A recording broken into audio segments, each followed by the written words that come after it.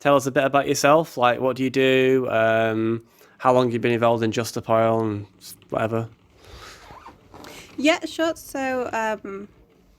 I work in recycling, but I am more in the corporate side, to be honest. But I'm a big environmentalist. I always have been. I did law, but I could only really focus on environmental law. And then at uni, I then moved on to a master's in politics. And again, I was only really interested in climate change politics. I just have Mm-hmm. always had a really big interest in it, or concern, I guess is a better word for it. So when I was writing my master's dissertation, I was thinking about it a lot. And I was thinking about how I used to be involved in some Extinction Rebellion stuff, but not really. I honestly wasn't that heavily involved. And I kind of thought, well, when I'm reading through it, I kind of feel like these kinds of groups are probably the best kinds of groups to actually go to if you want consistent change. Like, Mm-hmm. realistically, if you made a career in law or in politics, you could make some difference, but it would take you a good 30, 40 years, and we Yeah. just don't have the timeline for it. So for me personally, it made more sense to actually go where I thought there was the most chance for change, and especially with political change, it comes from the people first. Mm-hmm. So Yeah. Well, I wanted to be part of the people. I remember we had a conversation about this. It was in a pub and you was telling me like you were in the recycling what was it? It was the recycle industry, and you were trying to like push companies to be more eco and be more green, and you thought that you could, if I remember correctly, you telling me you thought that you could push for change through that originally. Is that right? Yeah, so I've like I said, I've always wanted my career to be something which pushes environmentalism forward, especially in climate change. I'm honestly maybe a bad green person because I'm not that bothered about the rest of it. I'm really just worried about climate change. So I always wanted to be Mm-hmm. part of the industry that was dealing with that. The issue is the industry that's dealing with that is sparse and not a good system to ever really base anything off. You have Mm-hmm. a political system which is motivated by scientists on one side and politicians on the other, and they have conflicting interests. And if you want to be somebody to bring on change, you'd have to become a politician and be one of the good ones. And that kind of rhetoric was really where I was focusing my efforts on for a long time. And I just kept coming up against the wall of like, really people who are high up in their field. Like one of my lecturers when I was studying law was an environmental lawyer, and he was explaining to me like, yeah, I think you should go into it, but set your expectations realistic, because you're not gonna fix climate change as a lawyer. That's the politician's jobs. And then I did politics, and it was like, yeah, maybe in 40 years somebody could, if you started your career now, you'd have to be going for such a long time to ever make a significant change. So then you think, okay, well, I'll work in policy. That's kind of where I am now. But obviously I'm very like young into my career. And even there, you're just so constrained. And I think the issue isn't people trying to help. The issue is radical change, and radical change is what's Mm-hmm. necessary. And the systems that we have in place aren't built for radical change. And why would they be?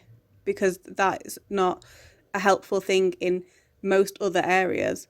But in this one specific area, without radical change, you really don't get anything. So then you look backwards and you go, when have we had radical change as a society before, and what happened? And you come into the answer of like, well, we had radical change when it came to women's rights, and it was women standing up and saying, look, I'm not doing this. I deserve these things, and I'm not going to stand for being trampled on anymore. So my logic is maybe that's the side I want to be on. I want to be on the side of people saying, this has gone too far, and I am not going to stand for it anymore. Well said. Well said. Um, um, do you reckon you'll be taking action anytime soon? Oh, sorry, you're breaking up. Did you say? Yeah, I said, do you reckon you'll be taking action in the future? Yeah. I'm also I don't know how honest to be on this. I'll be very honest.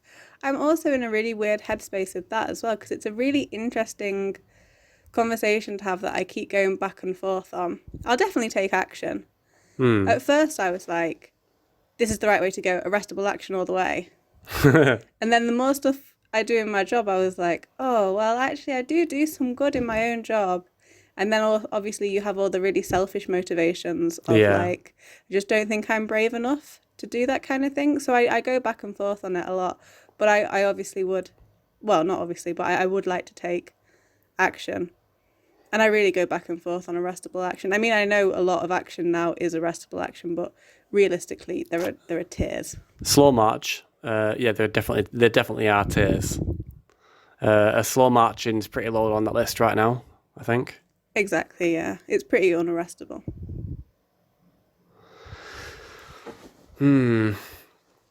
Yeah, I mean, it's hard to try and explain to people. Like, you know, trying to explain to people what it feels like to take action and to actually do an action. Um, yeah, it's pretty surreal, to be honest. Yeah. I can imagine that. I really do think it's such a weird one, right? Because I really do think it is the right thing to do. And yet it's such a hard thing to think about actually doing. Like it's against every single instinct I've ever had to go against sort of the police and what they would tell me to do. I'm very much a law abiding citizen and I consider myself like a good person. So I have Yeah. never really imagined myself being in a situation where I could be arrested and especially like arrested for something where I'm being treated quite hostile by like the general public and police officers. I think that's a really weird step to take as a person and yeah, I kind of do still I've thought about it a lot and I still think it is the right thing to do. It's a really weird thing to think about. I don't want to push you too much into taking action, or you shouldn't feel any kind of pressure to take action. It should always be your personal decision once you've put lots of thought into it. Yeah, I know what you mean about like selfish motivations. Because when I was deciding whether or not to take action, I was weighing it up. Like one hand, I've got like really good job, quite a good career, like all the good things you have in life, and on the other hand, it was like criminal record, prison, court fines. You know, Well, that's the thing, right? And then there's so much more that comes with a criminal record and there's like this difference, right, to understanding something like intellectually and then understanding it in a real emotional way. And intellectually, I can like really make my peace with it. But like emotionally, I just wouldn't want to. But yeah, I also kind of feel like there's been a reconciling in my own sort of way I feel about the environment over the last couple of years. And I'm kind of expecting that to evolve more as I get more involved with this kind of stuff. So I guess, yeah. But yeah, action is definitely on the cards for me. Slow marching. oh, do you want to? If on the seventh, I think it's the 17th of this month in Manchester. There's a slow march. If I'm not in prison, I'm gonna go to that, and I'm gonna go there in disguise. Yeah, I'm also in a situation. I think other people who've done this kind of thing have experienced a similar thing, where it's like a big decision for yourself, but also if you have like a partner or a family unit, it's a big decision for them as well. So I've reconciled with my partner that we would do if I was going to take action, it'll be after Oh yeah, August because we have stuff planned, which is a big one for him, and I think that's fair. yeah, So I've done that, but that was also a difficult conversation because you don't because it's such a because I don't really ask permission to do anything, but because it's such a weird one where although realistically you're not going to get arrested at a slow march, you could, and yeah. because you could, it has to be a conversation. Yeah, that's very true. If I get arrested at the slow march, I'll probably go straight to prison.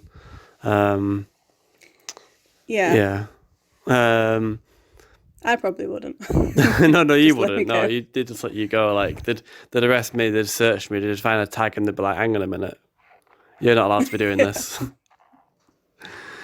um, what I was going to say now. Um, did I tell you you know about my court date that I've got this week? Yeah, you were saying, is that because you said that was because you didn't do the unpaid work? What was your, was that like an active decision you made? Yeah, yeah, it was an active decision. Active decision. Um, More from an emotional response rather than like a logical, tactical response. I guess So, it's just a continuation of resistance. I guess. yeah, I mean, that makes sense. It's not exactly fair to do unpaid work for protesting when protesting shouldn't really be illegal. Yeah, we'll see how the judge feels about it on Wednesday. But Yeah, I'm I planning mean, on legally representing speaking. myself. I'm planning on representing myself anyway, and just telling him the truth. We'll see what happens. I mean, yeah, fair enough, yeah. It's like, have you heard of that term, like radical honesty? It's like that. Yeah, it kind of is. Yeah, like there's no point beating around the bush with a solicitor and trying to make excuses. Like this is why I've not gone to unpaid work. This is the reason why, and this is also the reason why I will not consent to do further unpaid work. You will not have my labour as punishment. Something like that. Mm-hmm. Yeah, I think that you probably will then go to prison. But as long as you've made that decision, I feel like it's a fair decision to make. Well, I think it'd only be a short time in prison, but I kind of never know. Yeah. Um, yeah. Anyway, enough about me. I want to pick your brain. So, what things do you think, besides obviously insulating Britain and just stopping oil, what other changes do you think you'd like to see in our society? Well, I really think it comes down to, not to be that guy, but I really just do think it comes down to neoliberalism. It's a political system now which has been installed which isn't fit for purpose, and it won't continue. Mm-hmm. It's only a matter of time before it ends. And I really would rather, as a society, as like a global society, the countries with the power to do so could just turn around and reject a failing system rather than forcing us to join in its demise and actually just ruin our own futures. And I get like, but just realistically, right? So whenever we have strong periods of economic upturn, whenever we have a really strong pound, we see child poverty rates increasing, and that doesn't make sense to me. Like, if realistically, if it made sense was to be in a society which values money above everything else, then that money would be helpful to the community, and it just isn't. You see, Yeah. when we have like good economic periods, especially during times when the Conservatives are in power, I remember there was this one where when I was at uni, the strongest the pound had been in 5 years in Scotland was also the same time when 75% of people using food banks already had a job, which is crazy. If you have a job, you shouldn't need food banks. Mm. And it's crazy that that amount of people are employed and are still struggling. And I think we've all seen videos of especially that BBC video, the one that went really viral of children talking about how they like space out their meals because they know they don't have enough food. That kind of thing happening in a country which is so rich is crazy. And the idea that this Yeah. system is peak and is an optimal system is just crazy to me. I just don't understand how you could ever believe that. And then you have conversations with people. I was having a conversation with one of my friends the other day who is a really nice person. but he was genuinely really under the impression that, the right makes good economic policies, and we need, this balance between economic policies on the right and then leftist like social policies. And I just never makes sense to me, because you see countries who reject this like neoliberal super money driven state, and they're doing fine, and yet we're doing really, really well. And I don't really feel like we are doing that well. I think the markers of how good you are shouldn't be, as a country, shouldn't be how much money you've accumulated, but it should be whether people can find housing, whether people who are working can support themselves, whether people are happy. And those things are just crazy low in this country. Everyone's miserable. Nobody can find anywhere to live. The renters market's insane. We're in recession all of the time. And it's just a broken system. And that same broken system is what causes these issues of overconsumption. Because how on earth could you ever expect people to respect the environment when they're just trying to survive? And if you can sell something, then you're going to sell it. And if you don't sell it, somebody else will. Yeah. So it's just overconsumption, I think. Do you know, I think this might seem out there, but I don't think it'll seem out there to many people. But, you look at inflation, right, over the last few decades. So, like, for example, when my dad was a boy, when he was like in the 1960s, one pound would go a hell of a long way. You'd be able to get like most of your groceries for £1. And the wages were lower. And the way I see it is all the value from that pound, from when my dad was a boy, being like, a pound, all the value that's been lost out of that is money that's been stolen and scammed straight out of the people of the country and the government by the central banks. Like, the central banks print the money and they lend it to the governments, but they create the money out of thin air. And when they create money, they devalue everybody else's money, therefore stealing the value from all the people who have money. Yeah, exactly. And I think this conversation of, do you ever hear that jokey thing of like, why can't we just print more money if you really want to annoy somebody who works in finance? And it probably would really work.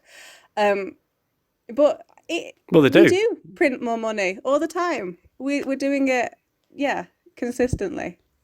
When the banks failed, and we're meant to see that as a tragedy. But when any other industry fails, it's not a tragedy. Well, do you know, with the banks failing, do you know the banks actually create money? But what they do is, say if you put £1,000 in your bank account, they'll lend that £1,000 out to several different people. Like they'll lend the same £1,000 out to like 4 or 5 different people, and then have them all pay them back with interest. Like that's just a normal practice with the banks.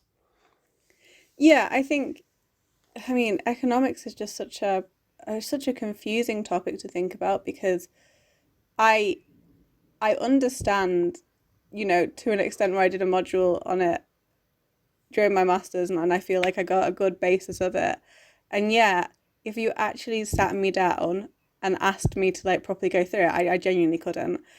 And I think after trying to understand all this kind of stuff, and there's so many people out there who don't have the time or the effort or the interest to even try to understand it, so you just believe what people tell you. And I don't know necessarily, if people say the pound's doing really well, that sounds like a great thing, but then when you contrast it with every time the pound does really well, people seem to be suffering in communities, like life expectancies go down. And I when you think about it in that way, is it such a great thing? Is it a marker that governments or banks or any sort of institution can use? And does that marker really actually come down to me? Does it help me? Does it trickle down? Because I don't really think think that it does.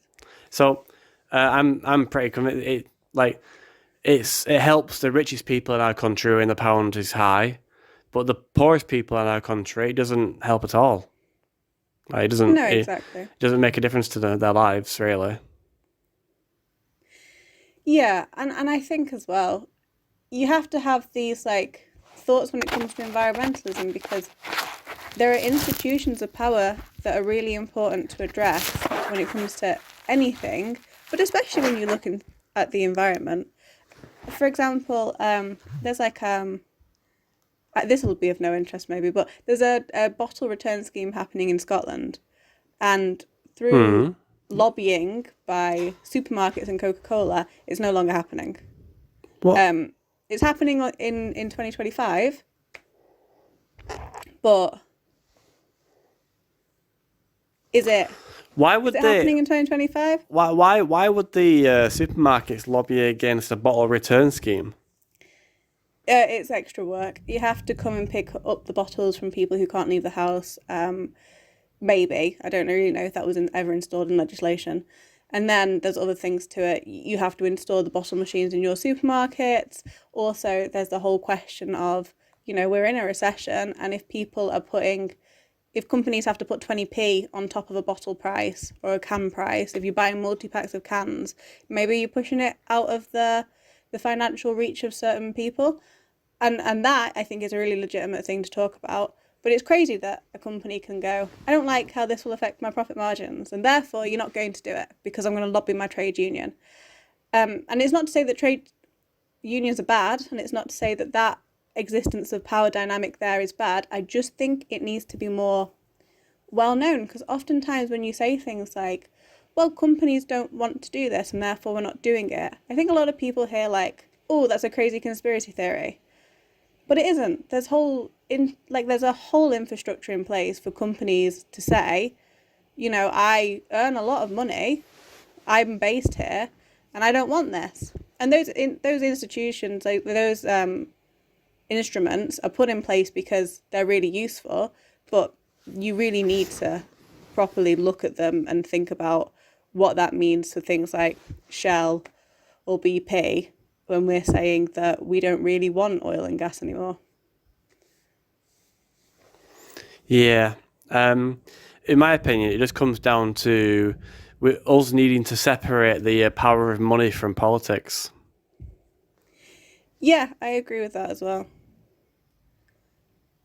I don't really understand why there's such a thing as a career politician.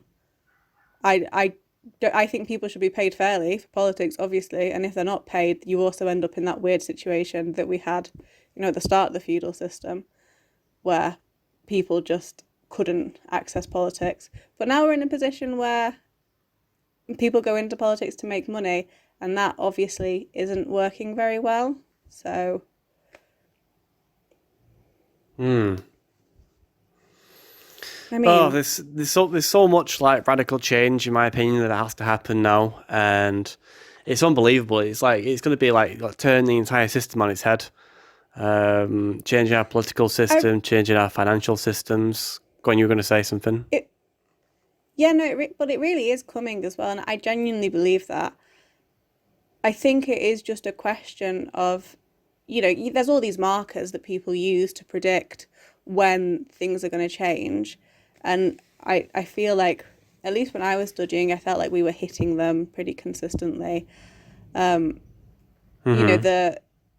the current political system in the UK is really stagnant compared to a lot of other countries.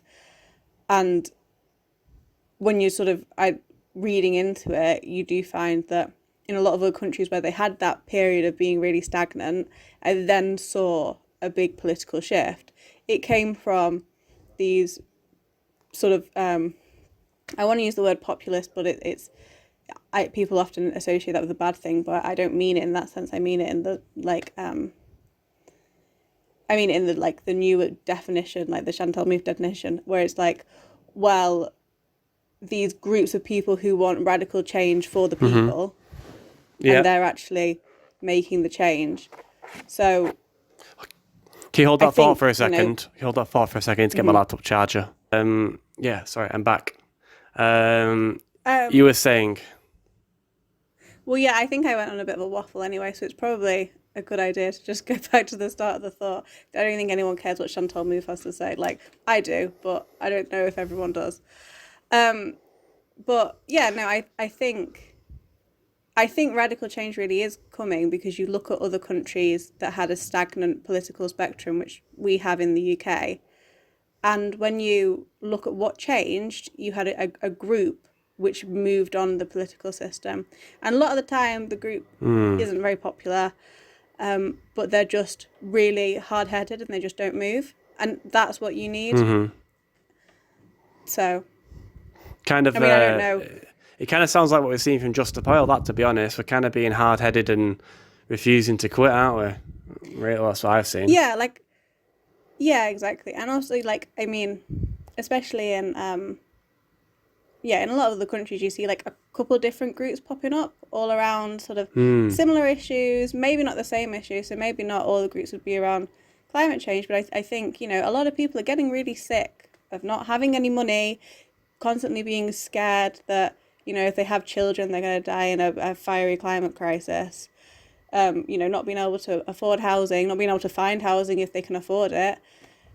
You know, having to move away from cities that you've been born in and have lived in your entire life. I think people are getting really sick of everything, and it's also interconnected. So, I think change is coming.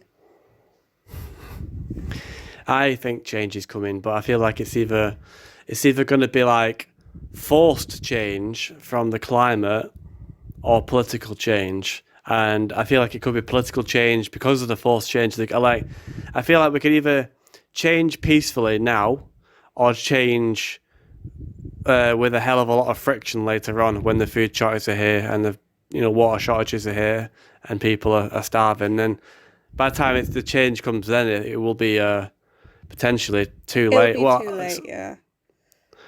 I wanna ask you something, like, so we have all these major tipping points in Earth's climate, and like the Siberian permafrost and the melting of the Arctic ice and the retreating of the Amazon jungle. Do you have faith in humanity that if we manage to turn this political system around, even once we pass those tipping points, do you think we could potentially do some like next level geoengineering and, like, safeguard life on Earth? That's a really hard question. God, I mean, yeah, I think it's possible, right? But then you've also got to look at, like, you know, even if we did have really, I don't want to say good-natured people, but people with the intention of stopping the climate crisis in power, you'd also then have everything to contend with about the fact that there are countries who are getting hit first. I mean, there are countries who are already being hit. And where do they go? And we've never seen massive influxes of refugees be something that people like. Just really sad fact of life. You just never see it. Populations don't want their resources taken. And yeah, that's the bit that really frightens me with the whole thing. I remember I read a paper when I was studying for my law degree about like this system this plan that was put in place by the Military of Defence. I was looking at the Military of Defence and, like, the way that interacts with the climate crisis. The Ministry of Defence, sorry. And it's like this whole thing about, like, okay, well, people don't like refugees. You know, we don't have the resources to support refugees. We know we're going to have a lot of refugees entering Europe in the next 20 years. So what do we do? And their solution was, you know, offer them jobs in exchange for entering the country. And that maybe sounds not that bad when you think about it in that context of, like, offer them a job. But when you think about it in the context of they haven't got a home, they don't have a country to go back to, or if they do have a country to go back to, there's no place for them there. There's not enough resources. Maybe their town is no longer viable. And in exchange, you're offering them a job.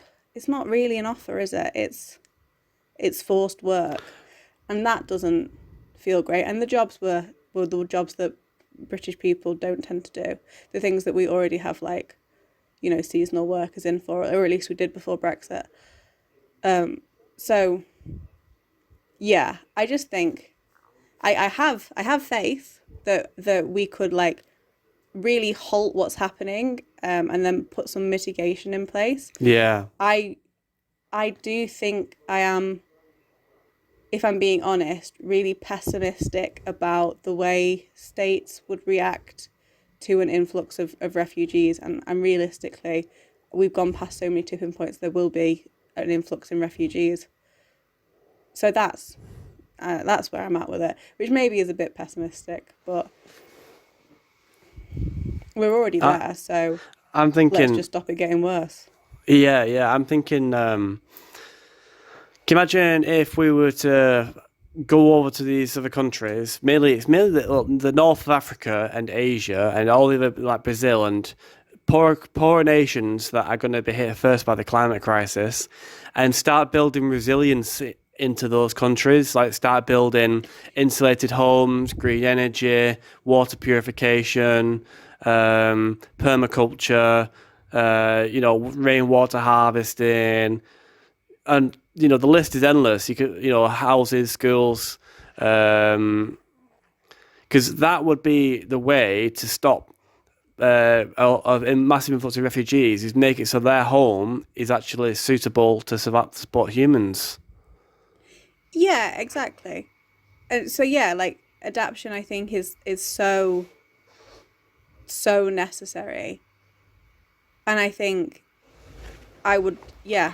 I mean, we need it in our own country as well, and it's not happening, and that's scary that we're hiding from it so much that we're going to end up in a position where we don't have the resources to protect ourselves when things come about, and we're a rich country. So what's happening in all these other countries, and I say what's happening, but you can see it is already starting. So that's scary. I mean, it started years ago. I remember there was these caravans of people from Honduras who were there because they'd had a certain amount of hurricanes and tornadoes and all those kinds of things within the space of a couple months, and were expected to believe that freak weather incident, which scientists said was caused by, the fact that the weather is really now unpredictable there, that's not to do with climate change, and it is. It's really hard to link it back. That's the issue, but it probably is. Yeah, know that. It makes It makes freak weather events more likely. Yeah, exactly. So we know that the freak weather events we know that the increase in freak weather events is due to climate change, but then there is always that way to argue, like, well, maybe these specific freak weather events weren't due to climate change, and that makes it really hard to then create like a link between climate change and the bad things that are happening to people, but they are happening to people. I also saw I read this really interesting book when I was younger, and it talked about how people in America who had been hit by a lot of tornadoes that had been linked to climate change because it was an increase in freak weather events, whatever, they're less likely to believe in climate change if you present to them that climate change, or they're less likely to believe that those freak weather events happened because of climate change. And in the book, they were like hypothesizing why that was. And they were saying, well, maybe it's because it's such a scary thing to think about.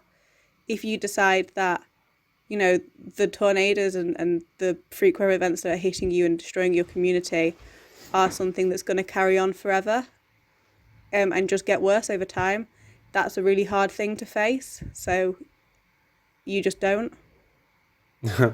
Well, I think another part of it is there's a lot of money in the oil and gas industry and the other disruptive, like the logging industry and the rest of them, the fishing industry, to kind of sow. What they do is all they have to do is sow a little bit of doubt. They put money into campaigns and politicians and people with big platforms. They don't deny it, but all they have to do is just sow just a little bit of doubt, and then people look at it and say, "Oh, it's not it's not decided yet. People are still debating over it. It's not like certain yet. And they know how to do that, and they do that very well, and they've done it for a long time. And it's those people who are the reason we've been allowed to get to this late in the game, and those are the people that really are selling you out, selling us all out. Yeah, exactly. And then there's also the whole thing of like, again, whenever you talk to people about the systems that are in place and how they're upheld, I think sometimes you almost cross the line of sounding a bit like a conspiracy theorist.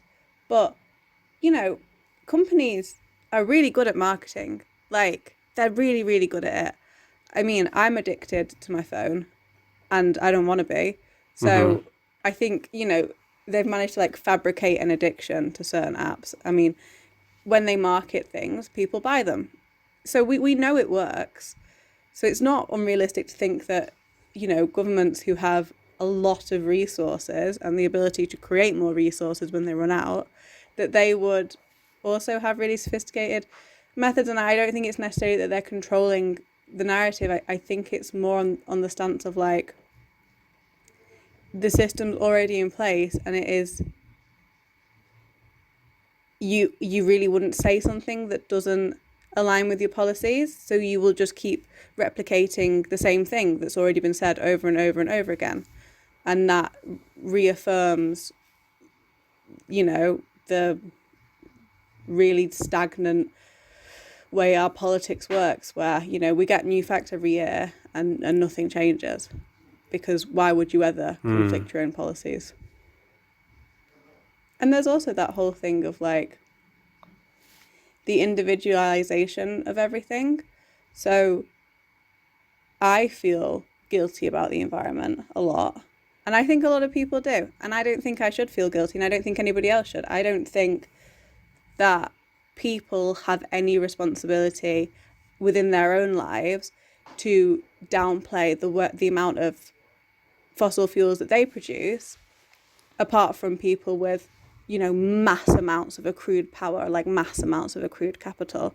Because realistically, like, that whole mindset of, well, if an individual person just didn't do this, like if you didn't run your tap whilst you're brushing your teeth, you turn it off and on again, if you recycle everything, which like you should recycle, but if you recycle everything, then you're going to fix the climate crisis. It takes what is a global and political problem and it makes you go solve it in your own kitchen and, whilst you're out doing the shopping. Yeah. And you can't. That's one of the most frustrating arguments to hear. That I hear it all the time as well. Like people say, well, are you vegan and do you cycle everywhere? Well, I'm actually getting pretty close. I'm actually getting pretty close to that now. But it's kind of impossible to live within our society and not use fossil fuels. Like it's ingrained in our entire society.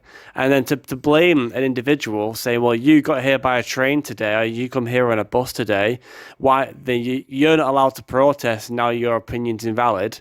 Like that is the most frustrating argument that I hear in this Yeah, and Phoenix I movement. also think like there's this whole other thing with that about why is that narrative the one that's being replicated so much? And it's because if people feel they need to solve the climate crisis themselves before they can have any other conversations, then we'd never really need to change anything. The system doesn't need to change. Nothing needs to disrupt.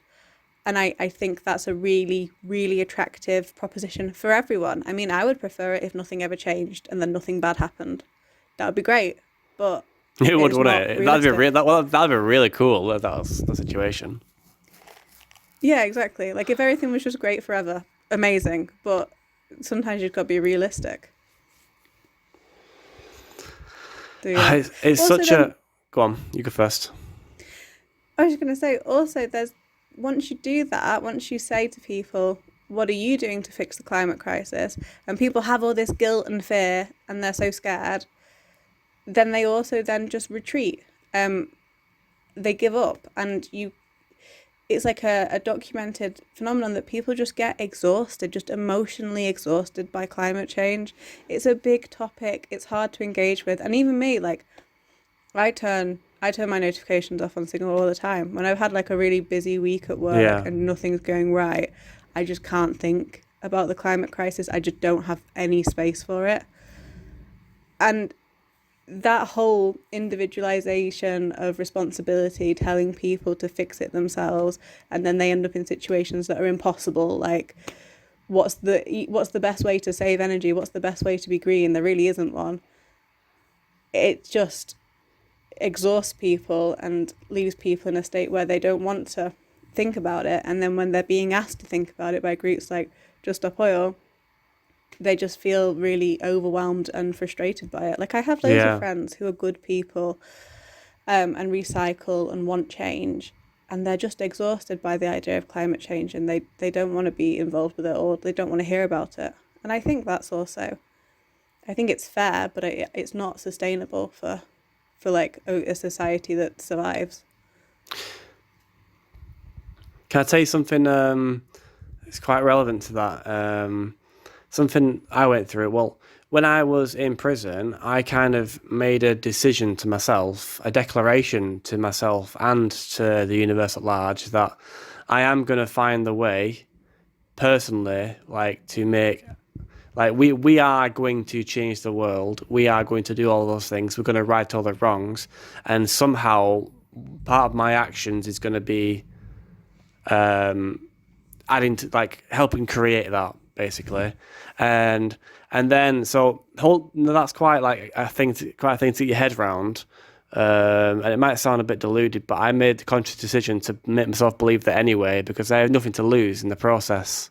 But then the truth maybe is that I do have something to lose, because when I'm reading scientific reports now about like major tipping points being passed, and all this terrible things that, like, once these points are passed, we can't go back. And I'm looking at the science, and I guess it kind of like drains me a bit, because I'm thinking, like, if am I really supposed to be? Am I really meant to do this? Are human beings meant to survive this?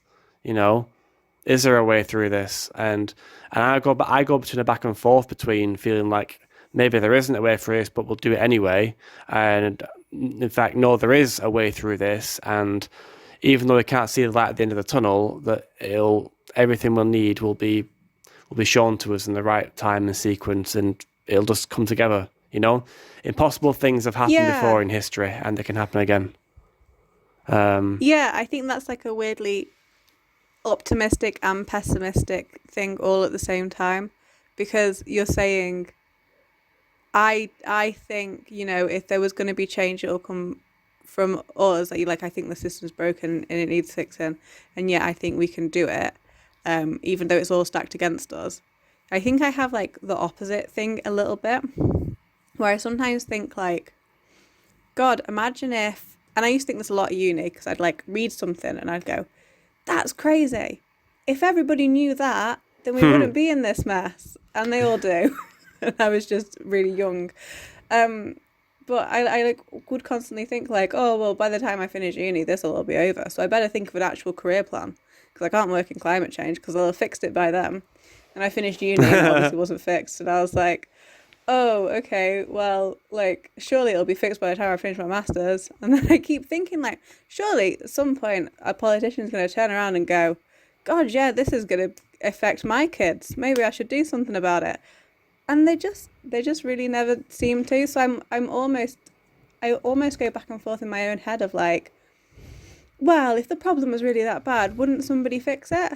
And then I like read a load of reports and I come face to face with what's happening, and I go, well, yeah, it is that bad and nobody's fixing it. So maybe I should try and do something about it. But then I think, like, why would I ruin my future if it's all going to get fixed by somebody else anyway? So it's like I have like the opposite back and forth, where I had this persistent optimism that just refuses to give up, even though no evidence tells me that we will ever do anything. That's beautiful, that, that's really beautiful, that, like, the persistent optimism. Like, it's sum it up really, it's like you're refusing to give up. That's what it comes down to. I don't know if that's the right words for you to explain how you feel about it, but like refusing to quit, Yeah. refusing to give up.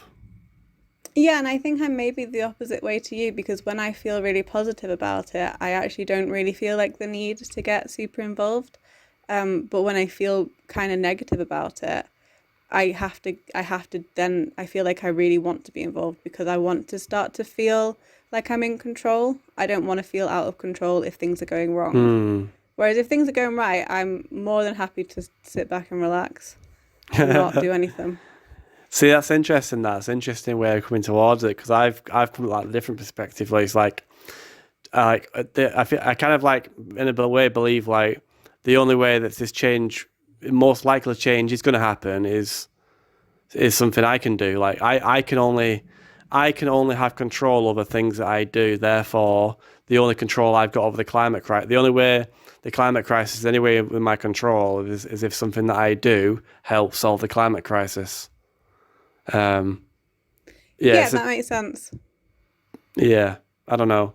I Uh, get that. Just two sides of the same coin. I mean, I talk to my friends all the time, and they're like, "Well, you seem so negative about it. You don't seem to think anything's gonna happen." Because especially, when you're talking about stuff and you had a couple of drinks and you're like, "Oh, we're fucked." But they're always like, "You seem so negative about it. Why do you get involved?" And I was like, "Well, if I was feeling positive about it, I wouldn't talk to you about it. It wouldn't even crop up on my radar, you know. If I was feeling really positive about stuff, I'd probably just be talking about, I don't know, what happened on Love Island or something. I really don't want to be thinking about any big topics any of the time." do you ever get that thing? So, do you ever get the thing where you're out with some friends, you get a few drinks in you, you get a bit tipsy, and then all of a sudden you start thinking about the climate crisis and it ruins your night? I do and I don't. I think I get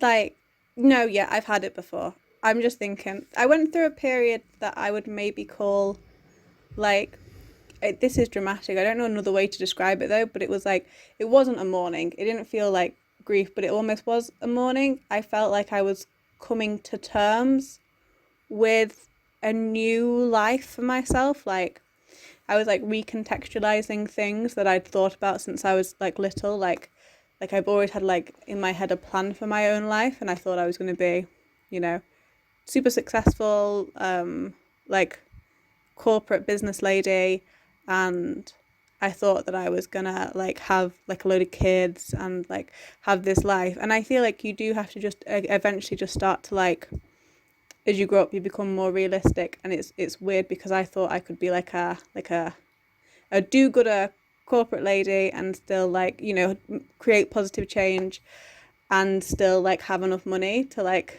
have a load of kids, and I definitely couldn't do that. But then I also have to like come to terms with the fact that like, if what I think is happening, I don't really want to be a mother to a bunch of kids. Not that other people shouldn't, just that, you know, in my view of the future, I see myself, you know, struggling with motherhood anyway, without a climate crisis coming down on top of me. And I don't think that I necessarily would have it in me or that I would want to deal with that. Again, nothing against anybody who would, or who is like prepared for that, because I know it's like people have different capabilities. I just don't think I would have it. So I think that was a weird period of like, not mourning, but like almost mourning for me, where I was like, kept getting really upset about the fact that I couldn't, you know, I don't want a lot. You know, I want a society that supports me enough for me to like have a decent life on a low wage, or on a normal wage even. And I want a planet that will carry on existing without any major duress for a long time. And those things aren't unrealistic things to ask for. And yeah, I don't think I'm going to get them. And that was what I had to come to terms with. And that made me really depressed. But now that I'm over that, kind of, like, I'm not happy about it, but I'm not really that whatever with it anymore. I don't really get that sad about it all. I get angry. but I don't really get sad. So I don't know. I think I've on the children question. I think I've decided that I'm going to have children anyway. Preferably in the next. Well, I want to get a sailing boat first, and then start having a few babies. Um, but It's like a yeah, proper nomad lifestyle. I like that. yeah. But it's kind of like, even though I know the world they're going to grow up into is going to be absolute hell. Um, I think the good times, the good memories you would have with them would be worth it. I agree.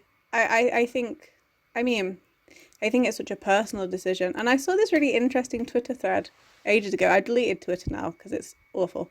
Um, but when I still had it, I'd read this really interesting Twitter thread that was like, environmentalists want us to do all this stuff to save the planet, and yet they're not having kids because they know we're fucked. And I was like, yeah, I am one of them pessimistic environmentalists, but like I want things to be better for other people's kids. I just, oh my God, I couldn't deal with one of me in a climate crisis. That would be awful. Well, it comes down to like the unbelievable situation you might come down where we there is no crops, food anymore on the shelves Tesco, and you can't buy food anywhere in any shops, and then the entire city just fucking begins to eat itself. Like, after a week, people are going to be fighting and stabbing each other for food. First, the cats are going to go missing, then the dogs are going to go missing, and then people are going to be catching pigeons, and then after a few months, when really everything's gone, there's going to be nothing left but humans to eat, and that's when things start I getting really dark. I think the way I see, I never really thought about what would happen if, well, yeah, if the climate crisis really comes to fruition, if we don't do anything to stop it, and we just keep going as we're going now, and just really just properly speed into it. I I never really actually thought about it until I did one of the Just Uphill like welcome talk things, like the ORATs, or they're not called that anymore, but whatever they're called. Um, and they were talking about, like, what would actually happen, because we see all the time, like, periods where countries are under pressure, and what do? They militarize, right?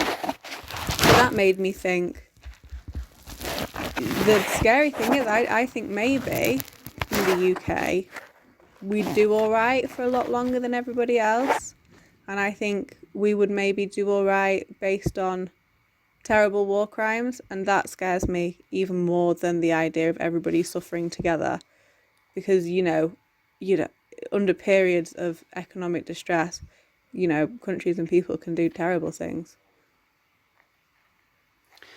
Yeah, I mean, but the question really is, well, the problem is, this country imports about 70% of its food from other countries around the world. So if those other countries are the Hmm. ones getting hit, then we could potentially have food shortages. I mean, I'm sure the UK would be able to turn around pretty quickly and go on a war footing like we did in World War II, where everybody's growing their own vegetables and everybody starts raising livestock, and we start using maybe that would be able to help us in a bit, but it would still be a massive disruption to our economy, even if we, say, and food prices would still go extremely much higher. Yeah, I mean, nothing would ever be normal, would it? Yeah, it's just it's a weird thing to think about how it would ever actually happen, and I think that's always something that I find, like, interesting, but really, really, like, macabre and depressing at the same time. Like, I don't think the climate crisis really gets to me in a personal way anymore, but when I think about, like, what would maybe happen, especially to countries that have been consistently beaten down and therefore don't have any resources, not through any fault of their own, not that there would be any fault in not having resources. Yeah, that makes me feel really, like, ugh, and yeah, really sad. But you don't know how it's going to turn out, and I do think change is coming. And even if change comes after a point, maybe we can still get some adaptation in and really like actually survive. So, or even if we don't, or even just getting adaptation in so that things don't go as awful as they possibly could. That would be great. And actually not that hard. And it doesn't really make any sense why we're not doing it. Well, a lot of things don't really make sense right now, you know. Yeah, exactly. There's like whole things about just like, if you had all of the resources that the government has, and say you didn't want to stop climate change, but you just, you have all the resources, you have all the advisors, it's coming, we know it's coming. Why aren't they building like proper like food producing centers? Why aren't they fortifying the coasts and things for the flooding? Why aren't they doing all that kind of stuff? And I you wouldn't even need to spend that much money. I mean, I went to an expo once and there was these really cool flood systems there, and they were fairly cheap. Like, just install them in a bunch of places. There is so many really easy and obvious fixes for a lot of the problems that we're going to face. But yeah, no, nothing so far, but fingers crossed. See, we could actually solve. I think that if we used nature, by we I mean the human race, if we used nature to solve our problems, so like, imagine we found new techniques for planting kelp forests in the ocean, which take up, I think it's like 230 times more CO2 than a rainforest, like per square kilometre. Like, if we replanted all the jungles in the world and replanted all the kelp forests and built excess kelp forests, and we could change the way we grow our food, stop the animal agriculture, and use all the extra land, because 70% of our food goes to feeding cattle and chickens. So if you end animal agriculture, that's straight away 70% of the land is freed up. To use as like forests and mangroves and other carbon sinks that where nature actively works to take carbon out of the atmosphere and store it and lock it away. Like, there's so much we need to do. I could go on for about 20 minutes, to be honest, but that would be a start. Yeah, no, I mean, there's so much. This is the thing. It's not a hopeless situation at all, because when you think about it, there's so much that we could do. We can adapt so that we don't feel the worst of it. We can start bringing carbon back out of the atmosphere and locking it in to the planet in other ways that aren't this eco-technology bullshit that they've been trying to make work for 50 years and just doesn't and isn't as effective as a tree. We could, like, there's loads of stuff that we can do. So it isn't hopeless. We just actually need the change.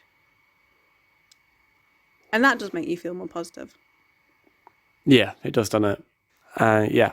Anyway, there's a hell of a lot of change that needs to happen.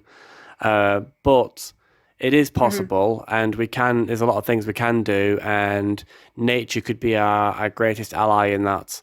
But we have to start now, because the window of being able to solve this problem is closing rapidly. And the longer we leave it, the harder it's going to be. Yeah, exactly. I mean, we have time. I know that trusting the IPCC is sometimes, IPCC, is sometimes maybe frowned upon a little bit by a lot of people, because they are really, and they are really optimistic, but they're also practical, and there is, it's a positive interpretation where possible, but it's still factual, and it's really good information, and it's the most recent research we have. Mm-hmm. And they think we can do it, so we can do it. But they think we need to do it in, the next 5 years. So we should do it in the next 5 years. And it will take a lot of time. for politicians to start moving. So we got to Oh start no. moving them. Well, the thing is, I don't think they are going to start moving, so we have to move them. Like Exactly. we have to move them into policy or move them out of power. Like, I think I've said it a few times in this channel. I'm kind of advocating for one big global non-violent revolution. Yeah, I mean, we need change. Revolution is one way to get it. I am happy with any way we get it in the next 5 years, and then I think maybe I would be after I'm a bit proper, concerned. real deconstruction. I'm a bit concerned after reading about recent revolution. Well, not recent, but revolutions in the last 100 years. And you can have a revolution that's designed to right all the wrongs in the world and do everyone, build the utopia. But sometimes it can devolve into an absolute shit show where millions of people get shot and dictators come in power and like it just gets really messy. So we have to make sure that doesn't happen in the new. Oh, I'm going to name it the Green Revolution, the Green People's Revolution. Yeah, exactly. I mean, power is so corruptible. I think as well there have always been global powers with their own intentions of what should happen, and that then makes things really scary because a bunch of people making decisions on behalf of the people is scary. However, obviously, you can't make a decision as a population. You got to choose people to do it. Nothing will happen. I mean, you can't plan a night out with more than like 7 people without it being chaos. How would you ever? You know what I mean? It's just a weird balance to take, and I think slow and moderate change is just not possible. So therefore, we need big and radical change. But I'm more than happy to settle with some sensible climate change policy, and then thing go is though after they need to everything else. kind of say like we can't just like put somebody in charge of a government who's like only concern is tackling climate change, because we need to. But for me, they need to prioritize the well-being of human beings and the well-being of nature. Like that's the best I can put it down to. Like, and everything should stem from that. So like so are people fed, educated, housed, human rights, high standard of living with a very low impact on the environment, and everything that's produced in your society needs to be recyclable or biodegradable, with a complete circle basically. Exactly. I always think about that, what that would look like. Especially I work packaging a bit, so I and environmentalism. So I sometimes think like, what would it look like if we had like a really recyclable system? What does that actually look like? And it's interesting because when we try to push over that way, you get a lot of backlash because companies want to have really brightly coloured things because it makes people buy more. And it's weird that that's a really big roadblock in recycling, is just that companies want to sell more. Because it's just interesting, right? And also, if everybody didn't have brightly coloured stuff, you're not even losing out. You're just not getting the advantage that you think you have because you have a really good marketing thing or you have a really good like brand presence or whatever it is. So that's like interesting to me. But no, I mean, we need like we need a system that's built purposefully for the good of the people, for consistent good as well over the next however many years. We need a sustainable system. A question. So, for example, back to the manufacturer. Say, like a manufacturer of like a bottle of fizzy pop, right? Couldn't you have like a completely recyclable plastic, the bottle, the cap, and everything made out of one type of plastic that can be easily be recycled, and then have that product wrapped in a biodegradable, colourful packaging? So then all you've got to do is separate the packaging from the bottle and throw the bottle one way and throw the biodegradable packaging into the bio bin. Yeah, you could do it. The issue with that comes in like the sense of companies want packaging which is really durable, and biodegradable stuff isn't very durable. And then also, plastic is never infinitely recyclable. And recycling plastic is really bad for carbon because it's so carbon heavy, the recycling process. Oh, So, and also where you get the plastic from in the first place. But then this is what I mean about individual responsibility. Have you seen like The Good Place where Chidi is like holding a banana muffin and a whatever muffin, and he's in this decision paralysis because what is the ethical decision? And there isn't one, and there isn't a good. Environmentalism is too broad, in my opinion. You can't really, if you're gonna fight recycling, or like not fight recycling, but like if you're gonna fight for recycling, you would probably do some stuff which wasn't very carbon neutral. And if you're going to fight for carbon, you probably will produce a bit of waste that can't get recycled.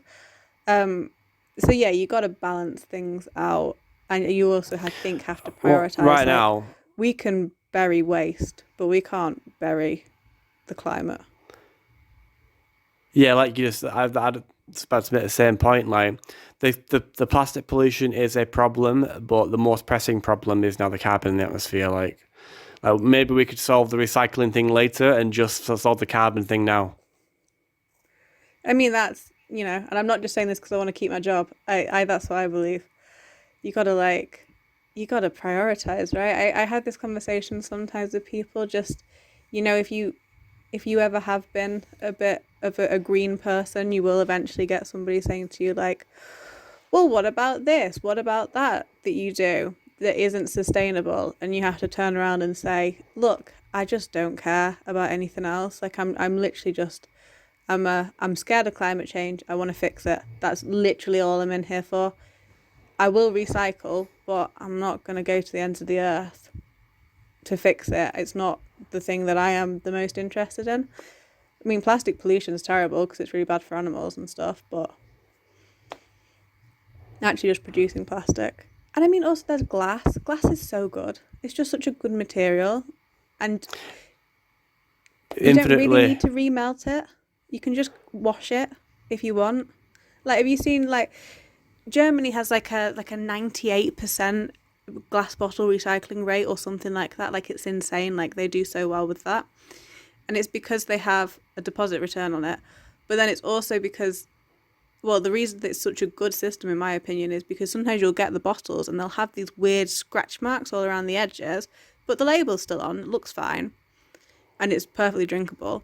And it's because that beer bottle has been used like 20, 30 times. And then when it's smashed, it's melted and returned back into another bottle, like a new bottle. And you could just do that with everything. Like, that's not that hard. Like, every liquid, you could Wow. just put it in the same uniform bottle. And then when you return it, you can just wash it and put something new in. Like, there are things we could do. The change isn't because of lack of options. It's because it's so hard to install change in a system that has interests. Like, the system is made up of companies and institutions, and they all have things that they want to achieve. So the actual, efficiency of the system as a whole is not really the main objective. No, making money's the main objective. Yeah, exactly. And then also the weird dispersed things that companies and institutions and any sort of actor has within them. Like, we want to make money, and therefore we really hate, I don't know, want like standardized packaging because our marketing team's one of our great advantages, and then that kind of thing. And you just get into a weird rabbit hole where people have so many, like, well, not people, but companies and actors and institutions have so many things that they need to protect because ultimately they need to protect their money. So it's just like, yeah, it's just really hard to install change. Change always means that somebody has to lose out.